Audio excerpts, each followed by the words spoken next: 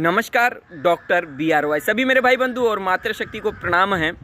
रोगी व्यक्ति का दर्द देखकर मुझे दुख भी होता है और उसके साथ साथ में जब मैं उसे समझाता हूँ तो मुझे बड़ी हंसी भी आती है, क्योंकि यह वह समझने के लिए, मानने के लिए वो तैयार नहीं है, क्योंकि उसे अपना स्वाद उसे बहुत पसंद है।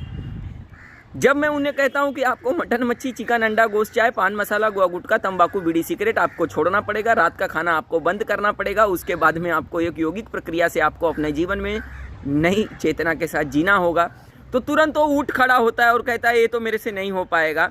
लेकिन जब मैं उसे फिर समझाता हूँ कि भाई इससे भी बुरा आपका दिन आने वाला है, आप समझ क्यों नहीं पा रहे हो? अभी तो आप खा पा रहे हो और अभी आप सोच पा रहे हो, एक समय आएगा ना तो आप खा पाओगे ना तो आप सोच पाओगे। तो फिर उसका थोड़ा सा कान खड़ा होता है। फिर उसके बाद वो कहता है तो करूं क्या, खाऊं क्या?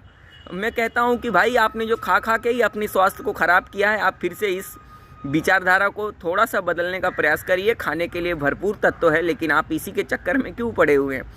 क्योंकि उन्हें लग रहा है कि इसी में सर्वमान्य जीवन है, लेकिन सचमुच बात यही है कि उनका शक्तिमान जो जीवन है वो पूरी तरह से नष्ट हो जाएगा और उनके विचार में अगर एक सूक्ष्म ज्ञान नहीं आ पाया तो यह स्वस्थ शरीर जो वो सोच रहे हैं उन चीज़ों से वो पा जाएंगे, लेकिन सत्यता है कि वो कतई नहीं पा पाएंगे।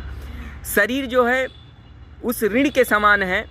अगर आपने इसके अंदर पूरी तरह से अपनी ऊर्जा को बचाए रखा तो समझ लेना आपको सूत समेत आपको मिलेगा। अगर आपने इसे खर्च करने की शुरुआत कर दी, अगर एक बार आपके ऊपर कर्ज चढ़ जाए तो आपको सूत समेत आपको लौटाना होगा।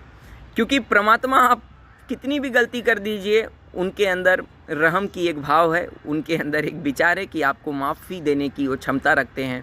लेकिन अगर आपने अपने शरीर का दुरुपयोग किया तो इसके भोगी भी आप ही हैं और रोगी भी आप ही बनेंगे, और इससे अगर दोनों से बाहर निकलना है तो योगी भी आपको ही बनना होगा। तो मैं चाहूँगा इसी विचारधारा के साथ में आप अपने स्वास्थ्य को प्राप्त करने के लिए मेरी बातों को मानिए मेरे रोगी भाई। नहीं तो आप जिस प्रकार से आज मेरे सामने रो रहे हैं, एक समय आएगा कि आप अपने आप में आप रोएंगे। धन्यवाद, डॉक्टर BRY।